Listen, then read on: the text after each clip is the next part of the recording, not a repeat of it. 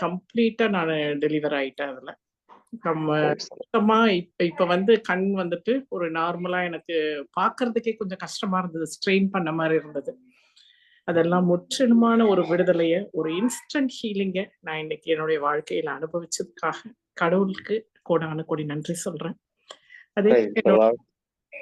வலது காதுக்கும் இந்த வாய்க்கு இடையில ஒரு சின்னதா ஒரு வீக்கமும், ஒரு கட்டியும், ஒரு வலியும் நான் அத பார்க்கல. நோட்டீஸ் பண்ணல வீங்கி இருக்குதுன்றத.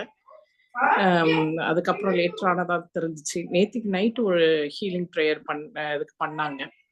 அதுலருந்து இப்ப எனக்கு தெரியல. வீக்கம் எப்படி இருக்குன்னு தெரியல. ஆனா அத நான் அழுத்தி பார்க்கிறப்ப, ஒரு 2 நாளைக்கு முன்னாடி இருந்த வலி அதுல ஆல்மோஸ்ட் ஒரு 90% அந்த இடத்துல கம்ப்ளீட்டா சரியாயிடுச்சு.